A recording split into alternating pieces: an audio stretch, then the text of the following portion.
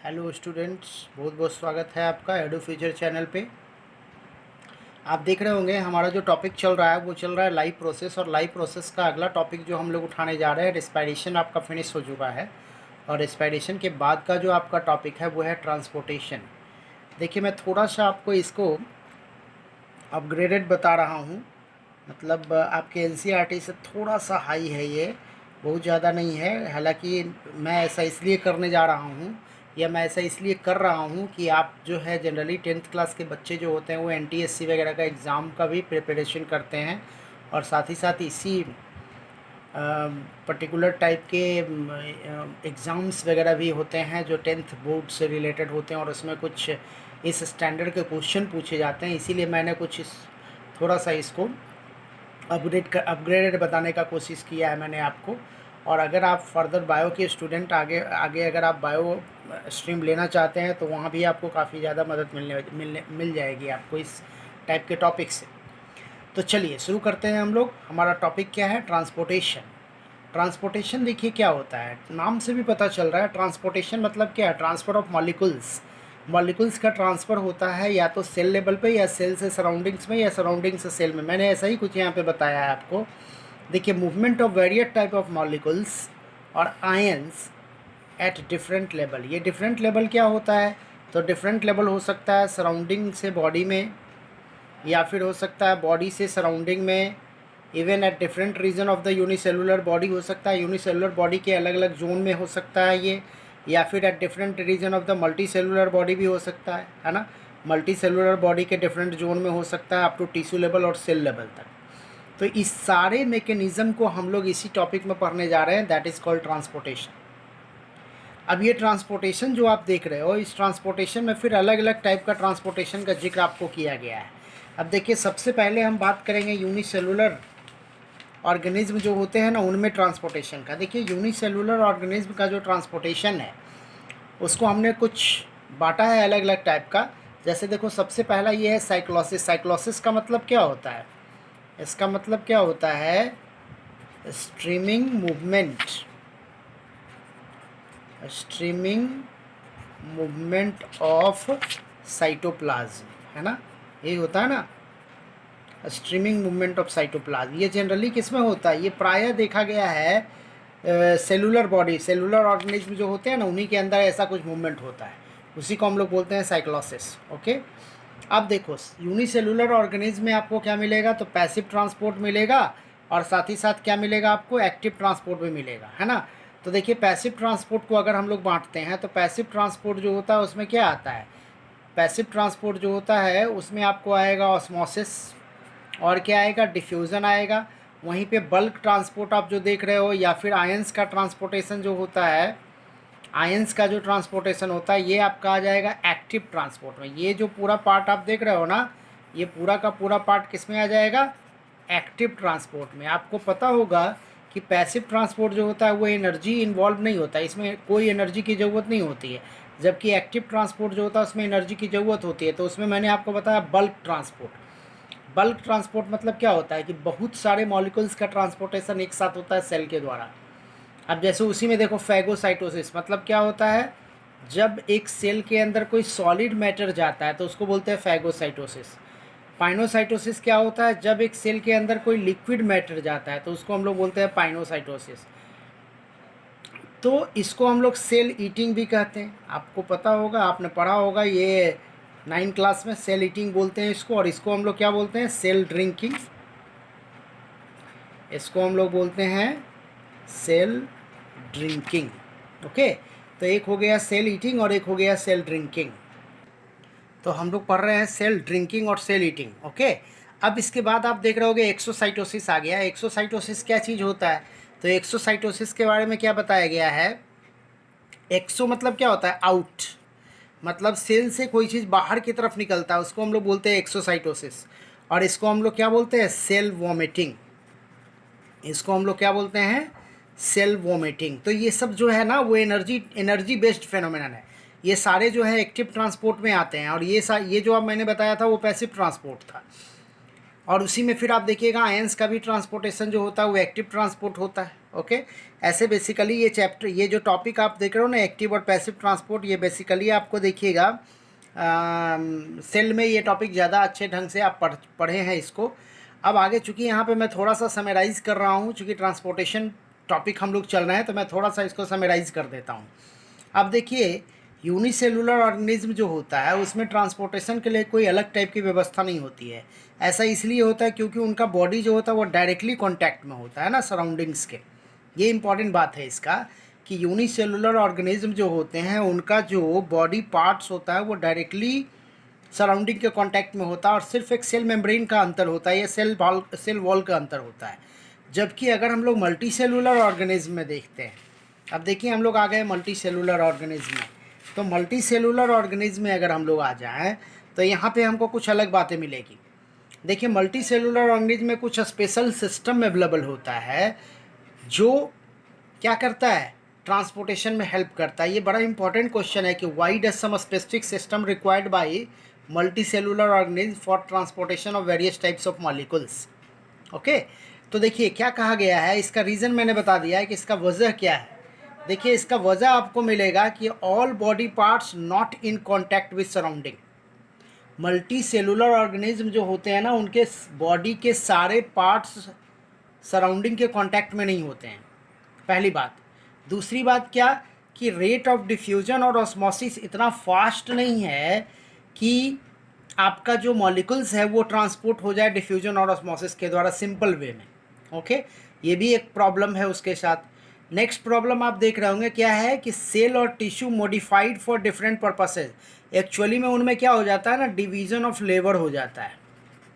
अब division of labour जब हो जाएगा तो सेल मॉडिफाइड कर जाता है, और जब सेल में मॉडिफिकेशन होता है ना तो उसमें ऑस्मोसिस और डिफ्यूज़न का रेट स्लो हो जाता है, या फिर उनकी जो कंडक्टिंग प्रॉपर्टी होती है ना, वो एक जगह से दूसरे जगह मॉलिक्यूल्स को ट्रांसपोर्ट करने वाली जो प्रॉपर्टी होती है वो फिनिश हो जाती है, वो बहुत अच्छी नहीं होती है उसमें, तो ट्रांसपोर्टेशन आसान नहीं होता है। तो वही मैंने लिख दिया है कि सेल और tissue modified for different purpose so that not involve in transportation, इसीलिए वो ट्रांसपोर्टेशन में इन्वॉल्व नहीं होता है।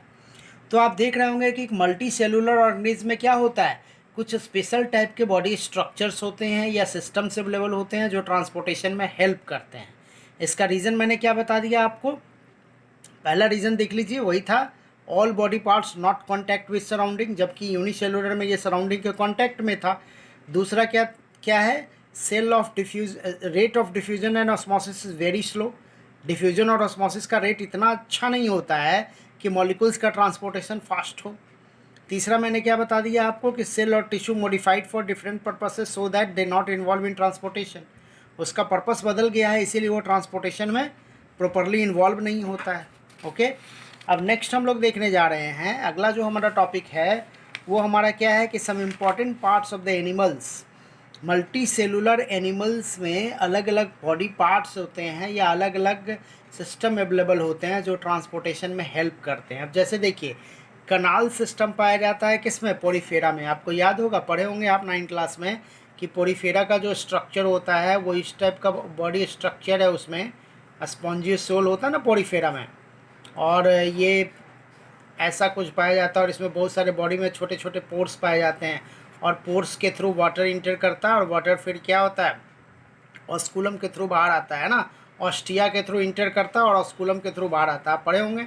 तो इससे क्या होता है, ऑक्सीजन का, वेस्ट मटेरियल्स का, इवन फूड का, ये सारी चीज़ का ट्रांसपोर्टेशन उसके बॉडी के अंदर होता है, तो वही है ये कनाल सिस्टम है।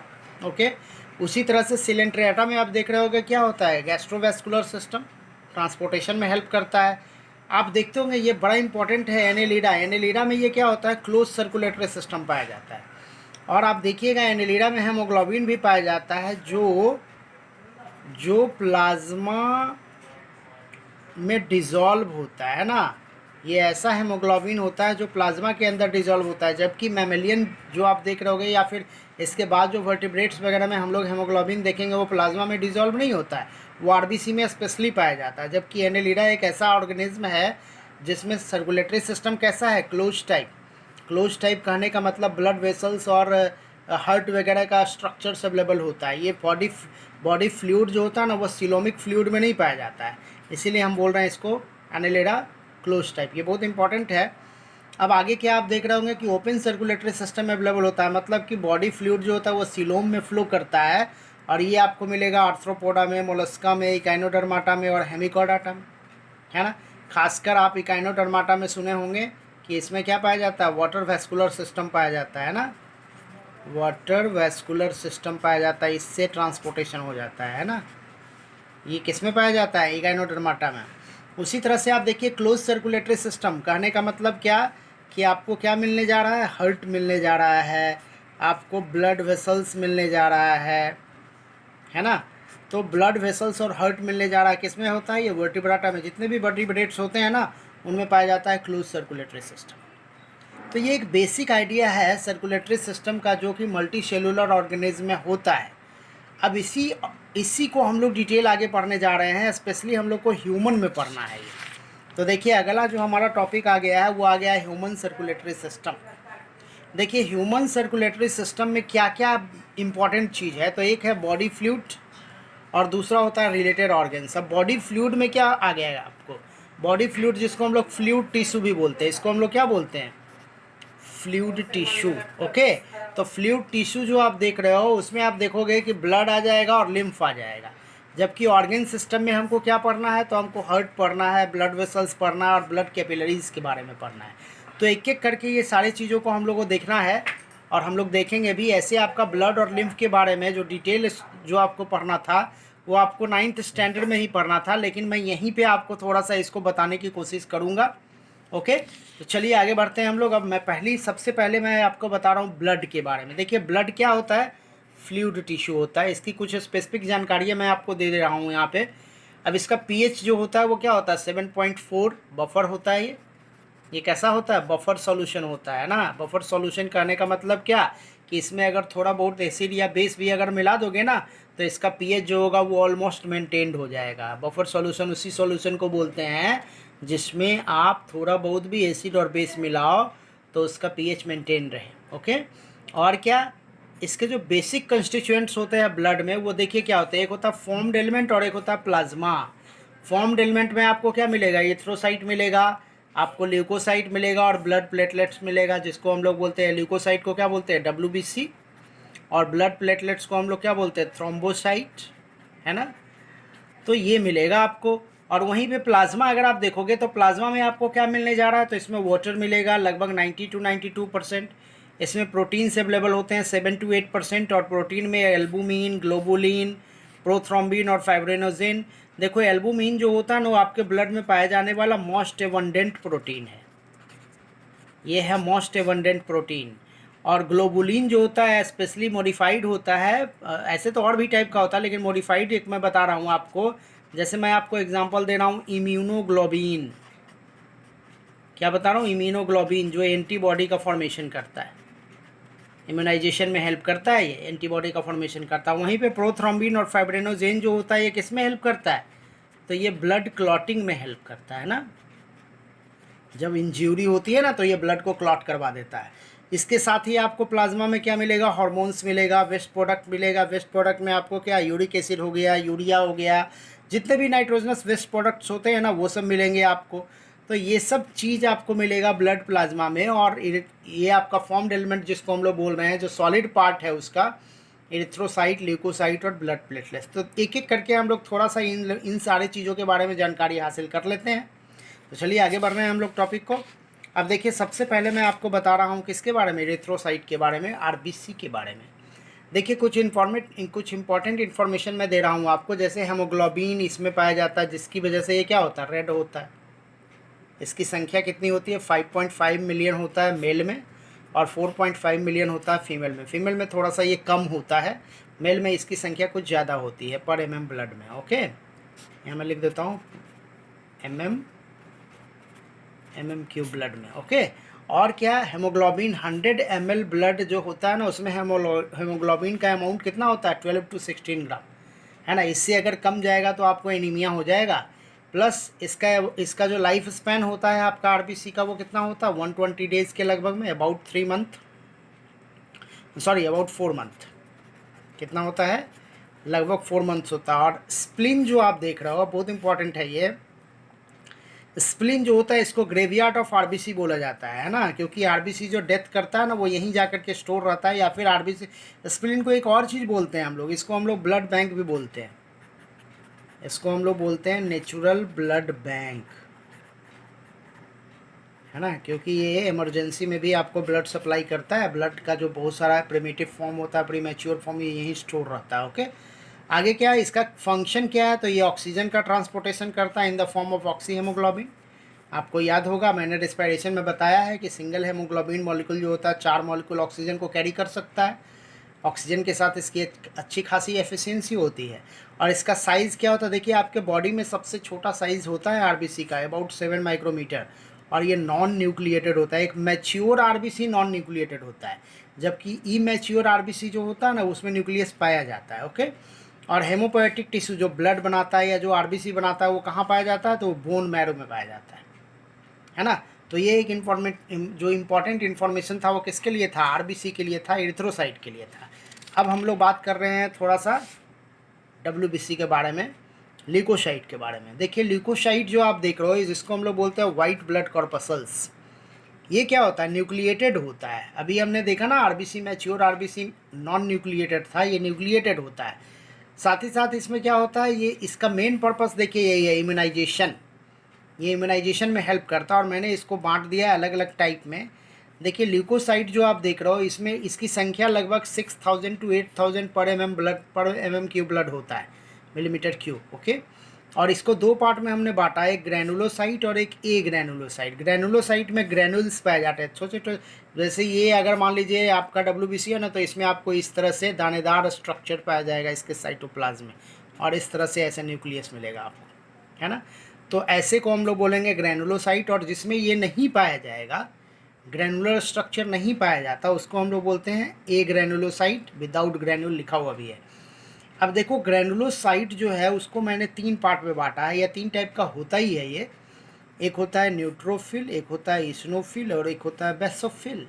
न्यूट्रोफिल देखिए मोस्ट एबंडेंट है इसमें, अबाउट 60 to 65%। इस्नोफिल लगभग 2 से 3% होता है, और बेसोफिल देख रहे हैं 0 पर सबसे कम होता है बेसोफिल। ओके, अब देखो इस पूरे स्ट्रक्चर को अगर हम लोग देखें, इस पूरे मतलब कंपोनेंट्स को हम लोग देखें, तो सबका अपना अपना पर्पस होता है। क्या पर्पस है भाई, तो न्यूट्रोफिल, और बेसिकली न्यूट्रोफिल जो होता है वो क्या होता है, फैगोसाइटिक होता है। हम सीधे सीधे इसको बोल सकते हैं, ये क्या होता है, फैगोसाइटिक होता है। मतलब ये सीधे सीधे जो फॉरेन पार्टिकल्स होता है ना उसको डाइजेस्ट करने का काम करता है, उसको सीधे इनगल्फ कर जाता है।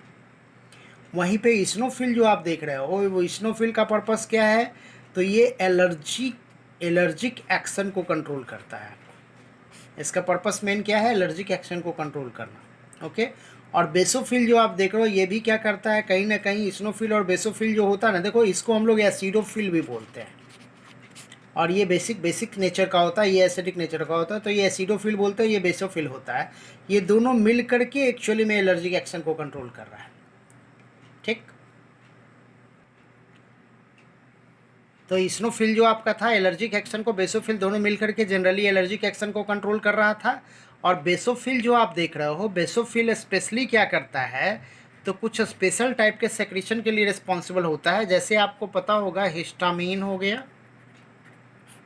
हेपेरिन हो गया, है ना, सेरोटोनिन हो गया, देख रहे हो ये सब क्या करता है, एलर्जी से रिलेटेड है ना ये सब, तो ये सब चीज़ का सेक्रेशन में हेल्प करता है बेसोफिल। ओके, अब वहीं पे एक ग्रैनुलोसाइट जो होता है उसमें आप देख रहे होगे एक होता है मोनोसाइट और एक होता है लिम्फोसाइट। मोनोसाइट जो आपका हो गया वो क्या हो जाएगा, तो मोनोसाइट जो आप देख रहे हो ये भी फैगोसाइटिक होता है। क्या होता है, फैगोसाइटिक होता है। जैसे न्यूट्रोफिल फैगोसाइटिक होता है ना, उसी तरह से मोनोसाइट भी फैगोसाइटिक होता है। और लिम्फोसाइट जो होता है वो क्या होता है, एंजाइमेटिक होता है। ये होता है एंजाइमेटिक। इसी में आप देखिएगा फिर इसका टाइप है, एक होता है बी लिम्फोसाइट, एक होता है टी लिम्फोसाइट, है ना।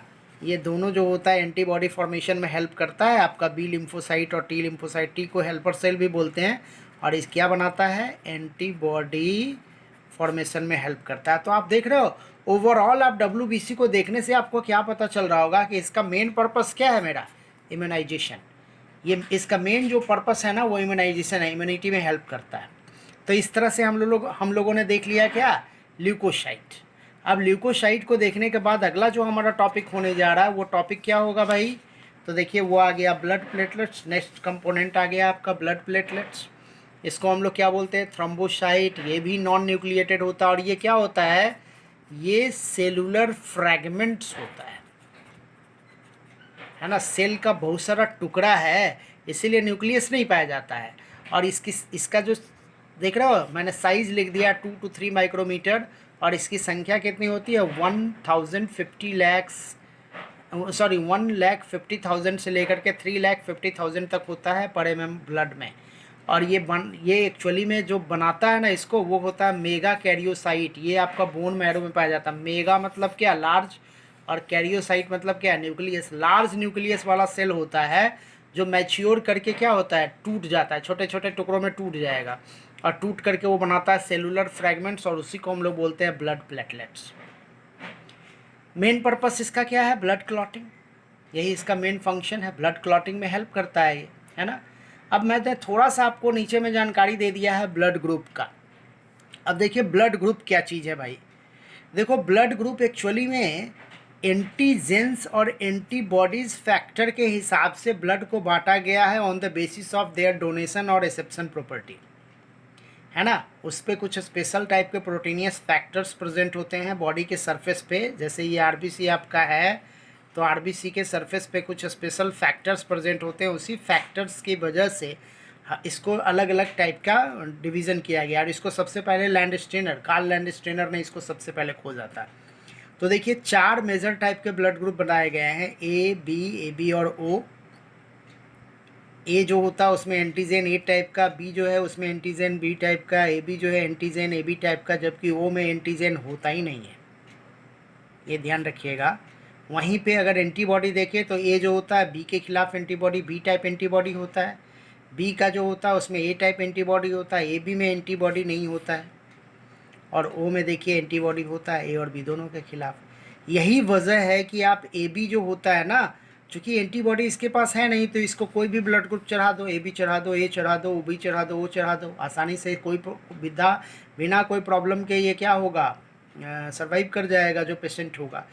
जबकि जो ओ ब्लड ग्रुप वाले जो आप देख रहे हो उसमें क्या होता है, एंटीजन ही नहीं होता है। तो एंटीजन नहीं होता है तो आप ओ ब्लड ग्रुप किसी को भी चढ़ा सकते हो। देखो डोनर में सबको दे सकते हो, ओ ए को भी, बी को भी, ए बी को भी और ओ को भी, है ना। तो ए बी को हम लोग क्या बोलते हैं, यूनिवर्सल एक्सेप्टर, है ना। इसको क्या बोलते हैं, यूनिवर्सल एक्सेप्टर ब्लड ग्रुप है। जबकि ओ क्या है आपका, ये है यूनिवर्सल डोनर ब्लड ग्रुप। ऐसे इसका डिटेल जो है आपको हायर क्लासेस में पढ़ना है। मैंने थोड़ा सा आपको यहाँ पे बताने का कोशिश किया है कि कौन सा ब्लड ग्रुप होता है, किसमें एंटीजन होता है, किसमें एंटीजन एंटीबॉडी नहीं होता है ना। तो देखो ए बी में क्या होता है, एंटीजन होता है लेकिन एंटीबॉडी नहीं होता है, और ओ में क्या होता है, एंटीजन ही नहीं होता और एंटीबॉडी होता है। ओके, तो चलिए आगे बढ़ते हैं हम लोग। अब नेक्स्ट जो हमारा टॉपिक होने जा रहा है वो हमारा क्या है, लिम्फ। ब्लड को पढ़ने के बाद हम लोग क्या पढ़ने जा रहे हैं, लिम्फ। देखिए लिम्फ क्या होता है, इसको हम लोग बोलते हैं, ये एक्चुअली में इंटरसेलुलर स्पेसेस में पाए जाने वाला फ्लूइड होता है। इंटरसेलुलर स्पेसेस में पाए जाने वाला फ्लूइड है जिसको हम लोग इंटरस्टेशियल फ्लूइड भी बोलते हैं। और इसका कंपोजिशन क्या होता है, प्लाज्मा और लिम्फोसाइट। बेसिकली प्लाज्मा और लिम्फोसाइट के मिलने से बनता है। और ये लिम्फेटिक सिस्टम हमारे बॉडी में पाया जाता है जिसमें कि लिम्फ नोड, इसमें क्या पाए जाते हैं, लिम्फ पाया जाता है, लिम्फ नोड मिलेगा आपको, लिम्फेटिक वेसल्स मिलेगा आपको।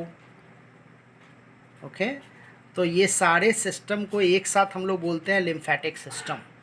अब इसका मेजर फंक्शन क्या होता है, देखिए इसका फंक्शन क्या होता है कि ये वॉल्यूम ऑफ ब्लड को मेंटेन करता है। ये एक्चुअली में क्या होता है ना कि समय समय पे, जैसे मान लो ये ब्लड वेसल्स है और इसके अंदर ब्लड पार्टिकल्स वगैरह पाए जा रहे हैं, तो क्या होगा ना, अगर यहाँ पे लिम्फ अवेलेबल है तो लिम्फ इसमें मूव भी कर सकता है और इधर भी जा सकता है। मतलब वो ब्लड के वॉल्यूम को बढ़ा भी सकता है, ब्लड के वॉल्यूम को घटा भी सकता है, दोनों काम करता है। वही मैंने यहाँ दे दिया है कि मेंटेन वॉल्यूम ऑफ ब्लड। और क्या ट्रांसपोर्ट करता है वेस्ट मटेरियल का, खासकर नाइट्रोजनस वेस्ट का और फैटी मॉलिक्यूल्स का। जैसे आपने नाम सुना होगा डाइजेस्टिव सिस्टम में, मैंने आपको बताया था ना लैक्टिल्स। तो लैक्टिल्स जो होता है वो क्या होता है, लिम्फेटिक सेल्स होता है, लिम्फेटिक टिश्यूज़ होता है, जो कि स्मॉल इंटेस्टाइन और लार्ज इंटेस्टाइन के जोन में पाया जाता है, जो स्पेशली फैट मॉलिक्यूल्स के ट्रांसपोर्टेशन के लिए रिस्पॉन्सिबल होता है। अब चूंकि इसमें लिम्फोसाइट पाया जाता है तो इसका मेजर रोल इम्यूनाइजेशन भी है, इम्यूनिटी में हेल्प करता है। और ये क्या करता है, मिडिल मैन के जैसा एक्ट करता है ब्लड और अदर टिश्यू में। जैसे अभी मैंने बताया ना कि ये ब्लड वेसल्स है और यहाँ पे मान लीजिए कोई ऑर्गेन्स पार्ट है, कोई ऑर्गेन का हिस्सा है, और तो यहाँ पे ब्लड है आपका और यहाँ पे लिम्फ मिलेगा। ओके, तो कोई भी ब्लड अगर कोई मैटर को डालेगा ना, तो ब्लड अगर किसी मैटर को डालेगा तो वो लिम्फ के थ्रू ही डालेगा। और ये जो ऑर्गेन है ये अगर किसी मैटर को ब्लड में डालेगा तो वो भी लिम्फ के थ्रू ही डालेगा। मतलब लिम्फ सबसे पहले उसको फिल्टर करता है, उसको चेक करता है ना। तो इस तरह से वो मूव करता है। ओके, तो ये काम है आपका लिम्फ का। तो इस तरह से हम लोगों ने क्या देख लिया, लिम्फ क्या होता है और उसमें क्या क्या चीज़ अवेलेबल होता है, उसके कॉन्स्टिट्यूएंट्स क्या होते हैं। तो आप यहाँ से लिम्फ और ब्लड दोनों के बीच में डिफरेंसेस भी जान सकते हो। काफ़ी इंपॉर्टेंट क्वेश्चन है बोर्ड पॉइंट ऑफ व्यू से ये। ओके, और ये सब भी इम्पॉर्टेंट है कि लिम्फ को मिडिल मैन क्यों कहा जाता है, उसको इंटरस्टेशियल फ्लूइड या क्यों कहा जाता है, ये सब भी इम्पॉर्टेंट क्वेश्चन है इसका। तो इसके बाद जो अब हम लोग देखने जा रहे हैं वो हमारा टॉपिक होगा हर्ट, है ना। ह्यूमन हर्ट या हर्ट से रिलेटेड टॉपिक हम लोग देखने जा रहे हैं। तो लिम्फ पढ़ने के बाद हमारा जो टॉपिक होने जा रहा है वो क्या है, हर्ट। देखिए हर्ट, स्पेशली हम लोग ह्यूमन हर्ट को पढ़ने जा रहे हैं। तो ह्यूमन हर्ट जो होता है उसका ओरिजिन मैंने पहले आपको लिख दिया है। Competitive question point of view से ये काफ़ी इंपॉर्टेंट है। इसका ओरिजिन क्या है, मेजोडर्मल ओरिजिन है ये इसका, है ना, मेजोडर्म से बनता है। ओके, अच्छा आपको ये भी पता होगा कि मेजोडर्म से बनने का मतलब क्या होता है, सबसे लास्ट में हर्ट का फॉर्मेशन होना है। मतलब कि जो हमारे बॉडी का लेयर बनता है ना, टिश्यू का जो लेयर बनता है उसमें मेजोडर्म सबसे बाद में बनता है ना, तो सबसे बाद में ये लेयर बनना शुरू हो जाता है। इसका साइट कहाँ है, तो देखिए साइट कहाँ है, थोरेसिक कैविटी। आपने देखा होगा, मैंने जो बताया था ना लंग्स, आपको इस तरह से लंग्स था आपका, है ना। तो जो लेफ़्ट लंग्स था, लेफ़्ट लंग के साइड में यहाँ पे एक नॉच एज पाया जाता था जिसको हम लोग बोलते हैं मेडियास्टिनल स्पेस।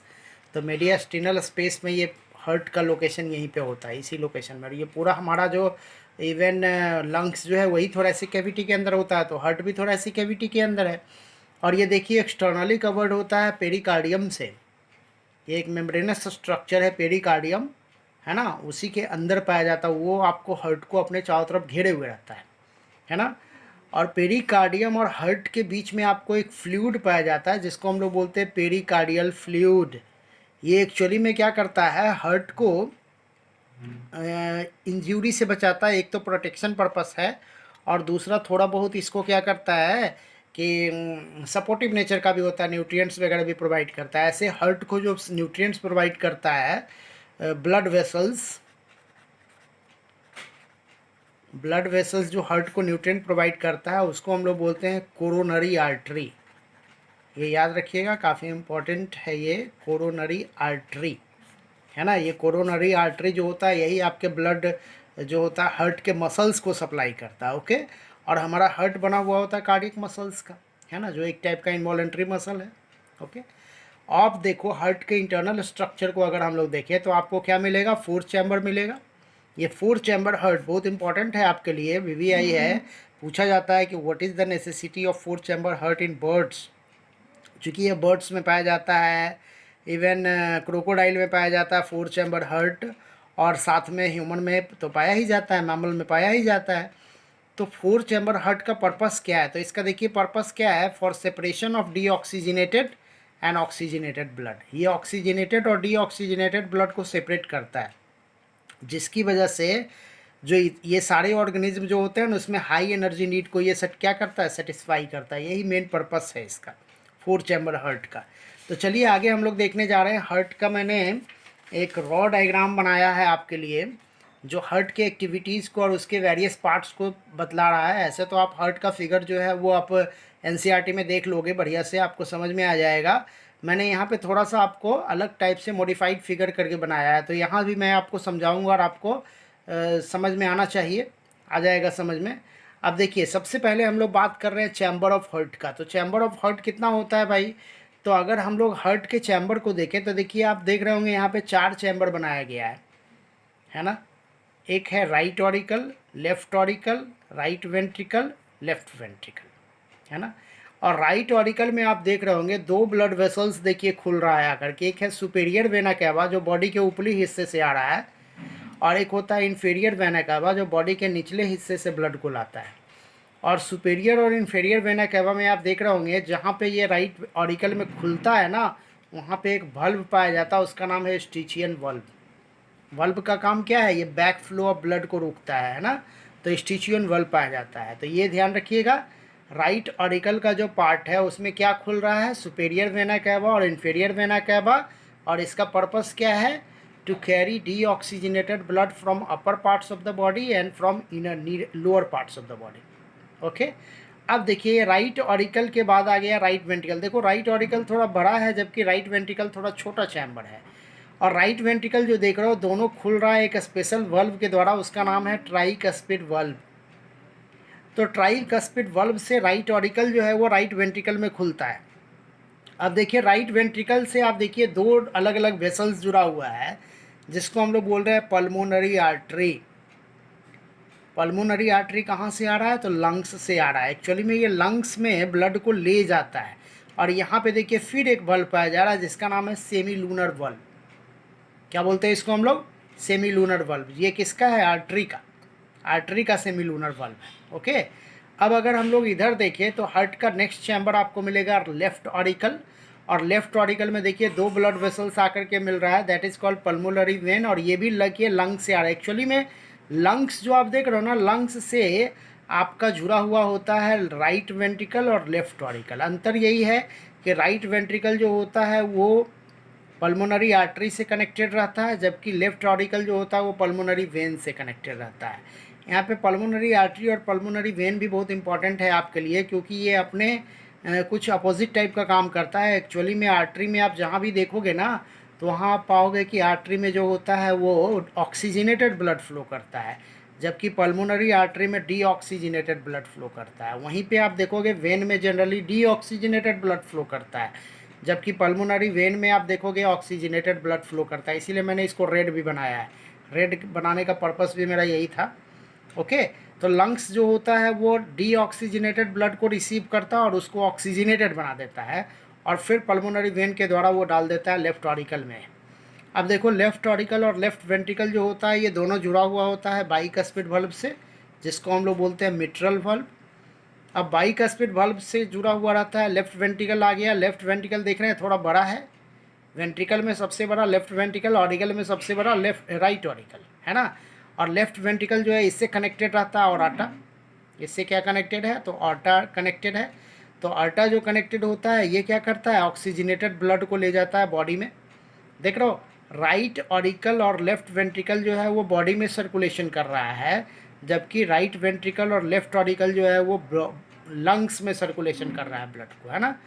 और यहाँ भी देखिए सेमी लूनर वल्व पाया जा रहा है। वेंट्रिकल जो है यहाँ भी देखिए सेमी लूनर वल्व है, लेकिन इसको हम लोग क्या बोलेंगे? एट्रियल। एट्रियल ये आर्टरी का सेमी लूनर वल्व है। ओके। तो ये मैंने आपको एक चैम्बर टाइप का बना दिया है। मेरा मॉडिफाइड फिगर है ये, मॉडिफाइड फिगर, जिससे आपको आसानी से समझ में आ जाएगा कि कौन कौन हिस्सा कहाँ कहाँ किससे जुड़ा हुआ होता है। ओके। अब चलिए आगे बढ़ते हैं। अब हम लोग बात करते हैं circulation of blood in heart. Heart के अंदर जो ब्लड का सर्कुलेशन होता है वो कैसा होता है? देखिए फिर से मैं इस फिगर का सहायता ले रहा हूँ। आप समझ सकते हैं कि बॉडी, मैंने क्या बताया कि हार्ट में ब्लड जो आता है वो कहाँ से आता है?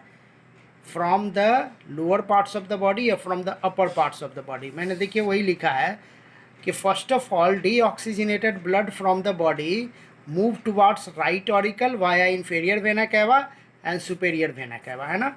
देख रहे हैं राइट ऑरिकल में सुपेरियर वेना कैवा और इंफीरियर वेना कैवा से ब्लड आ गया। ब्लड सबसे पहले देखिए ऐसे आया है। अब उसके बाद देखिए क्या हुआ, एट द सेम टाइम जिस समय देखो एक्चुअली में हार्ट का ये हिस्सा जब कॉन्ट्रैक्ट करता है ना तो ये हिस्सा रिलैक्स्ड होता है, और जब ये कॉन्ट्रैक्ट करेगा तो ये रिलैक्स्ड होगा। तो इसमें ब्लड आने का मतलब क्या है? ये हिस्सा रिलैक्स्ड स्टेट में है। तो जब इसमें ब्लड आ रहा है तो इसमें भी ब्लड आएगा। राइट ऑरिकल में जब ब्लड आया तो लेफ्ट ऑरिकल में भी ब्लड आएगा उसी समय। और लेफ्ट ऑरिकल में जो ब्लड आएगा वो कहाँ से आएगा, तो वो आएगा लंग्स से, और ये कैसा ब्लड होगा, ऑक्सीजनेटेड ब्लड, और आएगा कैसे, पल्मोनरी वेन से। तो देखिए यहाँ वही लिखा हुआ है, at the same time oxygenated blood from lungs move towards left auricle. कैसे, तो वाया पल्मोनरी वेन से आएगा, है ना। अब क्या होगा, अब देखो जब डीऑक्सीजनेटेड ब्लड यहाँ आ गया और यहाँ से ऑक्सीजनेटेड ब्लड देखिए यहाँ आ जाएगा, मतलब राइट ऑरिकल से ट्राइकस्पिड से valve से होते हुए राइट वेंट्रिकल में जाएगा। जब ये हिस्सा कॉन्ट्रैक्ट करेगा, जब इसमें कॉन्ट्रैक्शन होगा और इसमें रिलैक्सेशन होगा, और उसी समय क्या होगा, लेफ्ट ऑरिकल से वो बाइकस्पिड valve से होते हुए कहाँ जाएगा, लेफ्ट वेंट्रिकल में। तो देखिए नेक्स्ट मैंने वही लिखा है, then after contraction of upper part of heart cause, है ना। अब कॉन्ट्रैक्शन हुआ अपर पार्ट ऑफ हर्ट में, मतलब अपर पार्ट मतलब क्या हुआ, ऑरिकल रीजन में, और क्या हुआ, फ्लो ऑफ देखिए deoxygenated blood from right auricle to right ventricle via tricuspid valve, है ना। देखिए डीऑक्सीजनेटेड ब्लड क्या होगा, राइट ऑरिकल से राइट वेंट्रिकल में आएगा ट्राइकस्पिड valve से होते हुए, है ना। वही मैंने यहाँ बताया है आपको। और क्या होगा, at the same time oxygenated blood from the left auricle shift towards the left ventricle via bicuspid valve। देखिए ऑक्सीजनेटेड ब्लड क्या होगा, लेफ्ट ऑरिकल से लेफ्ट वेंट्रिकल में आएगा बाइकस्पिड valve से होते हुए, वही बताया गया है यहाँ पे, है ना। अब now contraction movement of lower parts of heart cause. अब क्या होगा, ये हिस्सा कॉन्ट्रैक्ट करेगा, देखो सबसे पहले ये रिलैक्स हुआ, ये कॉन्ट्रैक्ट हुआ, तो ये जब कॉन्ट्रैक्ट करेगा तब क्या होगा, अब देखो ये जब कॉन्ट्रैक्ट करेगा तो राइट वेंट्रिकल से डीऑक्सीजनेटेड ब्लड लंग्स में आ गया, और लेफ्ट वेंट्रिकल से ऑक्सीजनेटेड ब्लड जो होगा बॉडी में चला जाएगा ऑर्टा के थ्रू, है ना, वही होगा। तो देखिए now contraction movement of lower parts of heart cause, तो क्या होगा, shifting of deoxygenated blood towards lungs via pulmonary artery, और क्या, shifting of oxygenated blood towards body via aorta, है ना।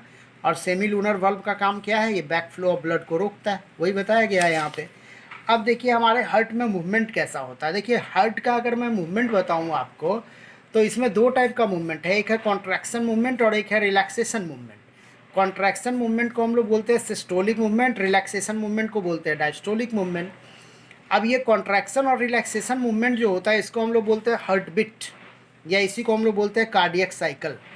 और इसका आप देख रहे होगे कि टाइम मैंने दे दिया है कि 0.8 सेकेंड में एक बार ये पूरा साइकिल कंप्लीट हो जाता है, मतलब कि ब्लड आया कहाँ, राइट ऑरिकल में, और ब्लड निकल गया कहाँ से, तो लेफ्ट वेंट्रिकल से। राइट ऑरिकल में आया और लेफ्ट वेंट्रिकल में से निकल गया, है ना। जैसे ये अगर आपका हर्ट है, इस तरह से हर्ट है आपका, और ये देखिए ऑरिकल है और ये वेंट्रिकल है, तो ब्लड आया यहाँ और यहाँ से निकल गया, तो इसको हम लोग एक साइकिल बोलेंगे।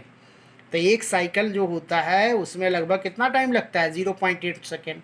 और इससे जो साउंड प्रोड्यूस होता है उस साउंड का नाम क्या है, लपडप, यही साउंड है उसका, है ना। और इसका कार्डियक आउटपुट क्या है, तो देखिए 70 ml, एक जब साइकिल कंप्लीट होगा ना तो 70 ml पर बिट, इसको हम लोग स्ट्रोक वॉल्यूम भी बोलते हैं, ये हार्ट का स्ट्रोक वॉल्यूम है। तो जब 70 ml पर बिट है और हमारा हार्ट बीट का रेट कितना है, 72 टाइम्स पर मिनट, तो 70 × 72 हो जाएगा, मतलब लगभग 5 लीटर ब्लड हर मिनट हमारा हार्ट जो होता है बॉडी को सप्लाई करता रहता है। इसी को हम लोग बोलते हैं कार्डियक मूवमेंट, या कार्डियक साइकिल बोलते हैं इसको हम लोग, ओके, है ना। अब आगे हम लोग बात करते हैं, वो क्या है भाई, तो ईसीजी मैं बता रहा हूँ आपको। ईसीजी क्या होता है, तो ये एक डिवाइस होता है, इसको हम लोग बोलते हैं इलेक्ट्रोकार्डियोग्राम, जो इलेक्ट्रिकल सिग्नल को डिटेक्ट करता है। हार्ट के अंदर जो इलेक्ट्रिक सिग्नल होता है ना, उसी को डिटेक्ट करता है ये ईसीजी। तो इलेक्ट्रिक सिग्नल जो हार्ट का होता है उसी को ये डिटेक्ट करता है ईसीजी। इसका एक अपना ग्राफ होता है जिसको हम लोग बोलते हैं PQRST ग्राफ, इसको आप हायर क्लासेस में डिटेल पढ़ोगे। तो ईसीजी जो होता है वो उसी को डिटेक्ट करता है, और आपके हार्ट के अंदर अगर मान लो कोई गड़बड़ी है तो उस गड़बड़ी को वो डिटेक्ट कर सकता है, क्योंकि ये ग्राफ का अपना कुछ स्पेसिफिक पैटर्न होता है, वो पैटर्न जो होगा वो फॉलो नहीं होगा, ओके। अब हम लोग बात कर रहे हैं डबल सर्कुलेशन का, बहुत ही VVI टॉपिक है ये। डबल सर्कुलेशन क्या होता है, ये बहुत इंपॉर्टेंट क्वेश्चन पूछा जाता है आपके बोर्ड एग्ज़ाम वगैरह में, या आप देखिएगा बहुत जगह ये क्वेश्चन पूछा जाता है।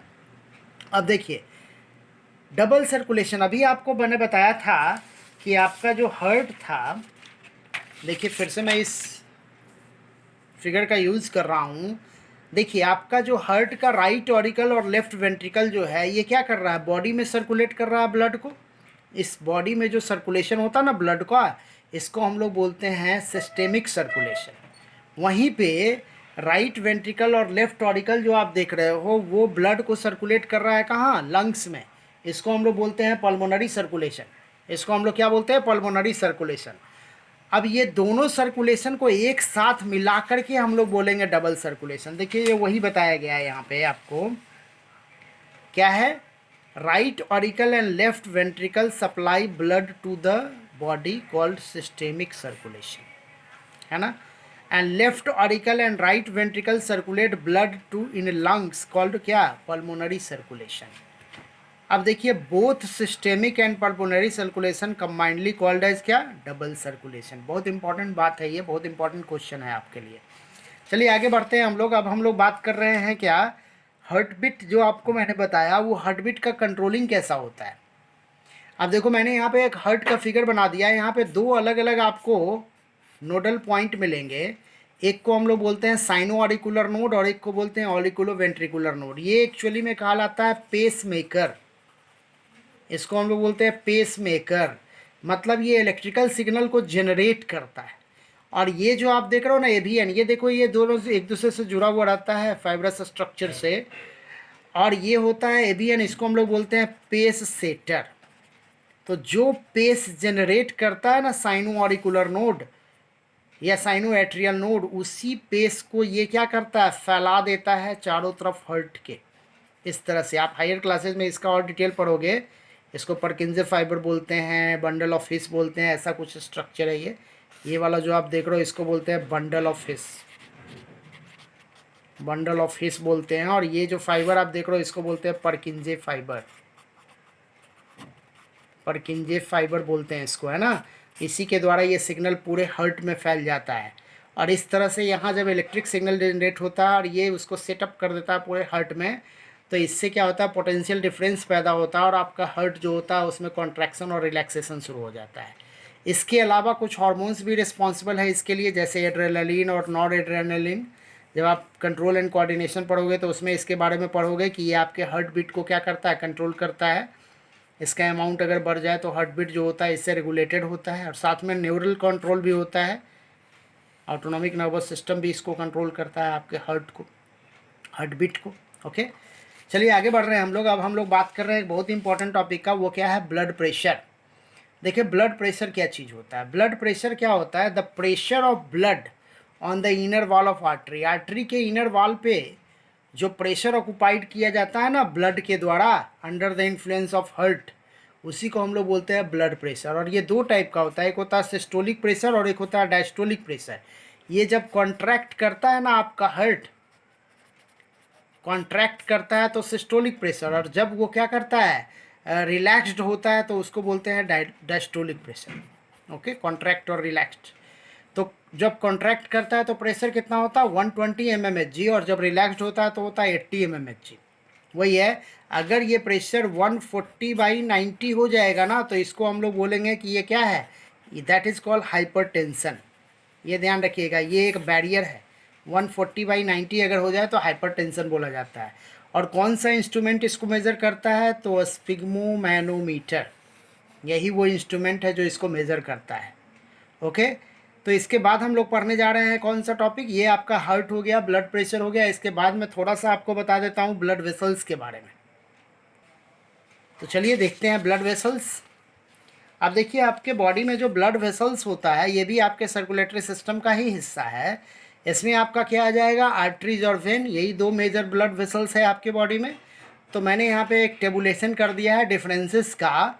देखो आर्टरी जो होता है वो क्या करता है, ब्लड को अवे ले जाता है हार्ट से। आर्टरी का काम क्या है, take blood away from the heart, है ना। वहीं पे अगर वेन को आप देखोगे ना तो वेन जो होता है वो क्या देख रहे होगे आप, कि वेन जो होता है वो हार्ट के टुवार्ड्स ले जाता है ब्लड को, है ना। आर्टरी जो था ब्लड को अवे ले जा रहा था ना, वेन जो होता है वो क्या करता है, टुवार्ड्स ले जाता है।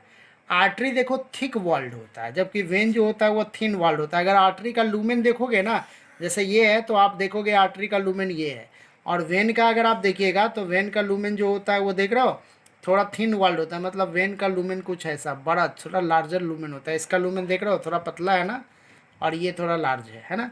इसमें वाल्व नहीं पाया जाता, आर्टरी में वाल्व अवेलेबल नहीं होता, जबकि आप देख रहे हो कि वेन में वाल्व अवेलेबल होता है। अगर आप वेन देखिएगा ना तो वेन में देखिएगा इस तरह से वाल्व पाया जाएगा, जबकि आर्टरी में देखिएगा कोई वाल्व अवेलेबल नहीं होगा।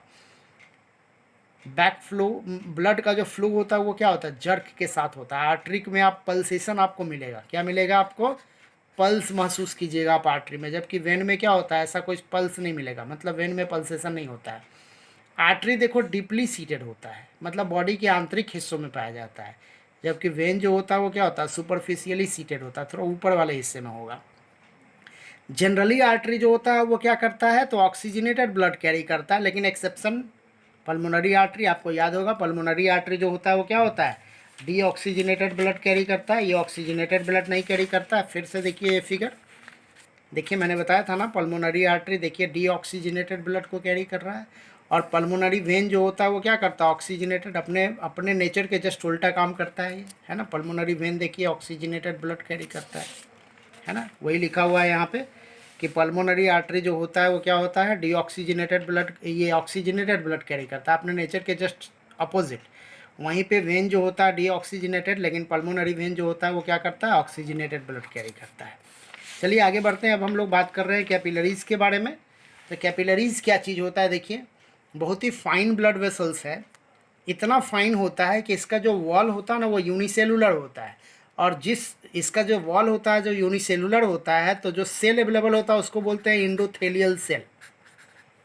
देखिए नीचे लिखा हुआ भी है, इंडोथेलियल सेल बोलते हैं उसको हम लोग। ये आपका क्या है, ये सेल वॉल, ये एक्चुअली में सेल है जो लाइंड करता है कैपिलरीज को, इंडोथेलियल सेल। और क्या ये क्या करता है, ब्लड को पहुंचाता है सेलुलर और टिश्यू लेवल तक, है ना। जबकि आपका जो ये है ना ब्लड वेसल्स वगैरह जो होता है वो सेल लेवल तक ब्लड को नहीं पहुंचा सकता है, लेकिन ये वहाँ तक पहुंचा सकता है। इसका सरफेस एरिया भी बहुत ज़्यादा होता है, जबकि ब्लड वेसल्स का सरफेस एरिया कम होता है। और क्या ये आर्टरी और वेन को एक दूसरे से कनेक्ट करने का भी काम करता है। हमारे बॉडी के हर हिस्से में ये क्या करेगा कि आर्टरी और वेन को कनेक्ट करेगा, और पोर्टल सिस्टम वगैरह का फॉर्मेशन करता है। पोर्टल सिस्टम का मतलब यही हो गया, जैसे मान लो ये लीवर है आपका, और यहाँ से देखो मान लो आर्टरी आया है, और इधर देखिए वेन निकला है ना। तो बीच में ब्लड कैपिलरीज मिलेगा आपको, और ब्लड कैपिलरीज मिलेगा, इसी सिस्टम को हम लोग बोलते हैं पोर्टल सिस्टम। अगर ये लीवर में है तो इसको बोलेंगे हेपेटिक पोर्टल सिस्टम। ओके, और तो वही मैंने बता दिया है कि पोर्टल सिस्टम वेरियस ऑर्गन्स में ये फॉर्मेशन करता है। और इंडोथेलियल सेल तो आपको पता ही है, कैपिलरीज का जो इनर लाइनिंग का जो सेल होता है उसको इंडोथेलियल सेल बोलते हैं। अब चलिए हम लोग यहाँ थोड़ा देख लेते हैं क्या, तो semantic plan of blood circulation in heart या ह्यूमन हार्ट, है ना। ह्यूमन हार्ट में कैसे ब्लड का सर्कुलेशन होता है, देखो एक बेसिक मैंने हार्ट का स्ट्रक्चर बना दिया है। ये हिस्सा जो मेरा है वो क्या है, राइट ऑरिकल है, ये क्या है, राइट वेंट्रिकल है, ये लेफ्ट ऑरिकल है, और ये लेफ्ट वेंट्रिकल है। अब देखिए तो मैंने अभी बताया ना कि 4 चैम्बर हार्ट का मतलब क्या होता है, ऑक्सीजनेटेड और डीऑक्सीजनेटेड ब्लड का अलग होना। अब देखो राइट ऑरिकल में कौन खुल रहा था, वेना कावा, है ना। ऊपर से देखिए आता है ना सुपेरियर वेना कावा, ये इन्फेरियर वेना कावा है। तो ये देखिए बॉडी में इसका मूवमेंट है, और यहाँ देखिए बॉडी से और कौन कनेक्टेड है, लेफ्ट वेंट्रिकल। देखिए डबल सर्कुलेशन, इसको हम लोग क्या बोलेंगे, तो याद होगा आपको सिस्टेमिक सर्कुलेशन, है ना। जबकि आप देख रहे होंगे राइट वेंट्रिकल और लेफ्ट ऑरिकल जो आप देख रहे होंगे ये क्या करता है, तो ये लंग्स से जुड़ा हुआ है, देखिए ये लंग्स से जुड़ा हुआ है, तो इसको हम लोग क्या बोलेंगे, तो पल्मोनरी सर्कुलेशन। ये क्या हो जाएगा, पल्मोनरी। तो इस तरह से आपका हार्ट जो होता है पूरे बॉडी में सप्लाई करता है। तो जो ब्लू वाला हिस्सा मतलब कि राइट ऑरिकल और राइट वेंट्रिकल जो होता है उसमें क्या होता है, डीऑक्सीजनेटेड ब्लड फ्लो करता है, जबकि लेफ्ट ऑरिकल और लेफ्ट वेंट्रिकल में क्या होता है, ऑक्सीजनेटेड ब्लड फ्लो करता है। तो इस तरह से हमारा हार्ट जो होता है वो प्रॉपर वे में काम करता है। ओके, तो इस तरह से हमारा जो टॉपिक फिनिश हो रहा है वो क्या हो गया है, सर्कुलेटरी सिस्टम इन ह्यूमन, है ना। अब इसके बाद हमारा जो नेक्स्ट टॉपिक होगा वो होगा क्या, प्लांट में मैं आपको थोड़ा सा बता दूंगा ट्रांसपोर्टेशन। उसका वीडियो थोड़ा सा इससे कम होगा, ये वीडियो थोड़ा सा लंबा चला गया है आपके लिए, लेकिन मैंने एक ही वीडियो में आपको सारा टॉपिक कवर करने का कोशिश किया है। तो चलिए इस तरह से हमारा ये टॉपिक आज का फिनिश हो रहा है। तो आपको ये चैनल को सब्सक्राइब करना है ना। दोस्तों को बताइए इस चैनल के बारे में, और अपने टॉपिक को रिवाइज़ कीजिए। बार बार इस वीडियो को देख करके आप टॉपिक को रिवाइज़ कर सकते हैं। डिस्क्रिप्शन लिंक में आपको टेलीग्राम चैनल पे जाइए, टेलीग्राम पे जा कर के आपको क्वेश्चंस भी प्रोवाइड किया गया है। आप क्वेश्चंस को देखिए और उस क्वेश्चन को सॉल्व करने का कोशिश कीजिए और कमेंट कीजिए। कमेंट करने से आपको रिवार्ड भी मिलने जा रहा है, ऐसा अनाउंसमेंट किया गया है। तो बहुत बहुत धन्यवाद आपका इस चैनल पे बने रहने के लिए। Thank you.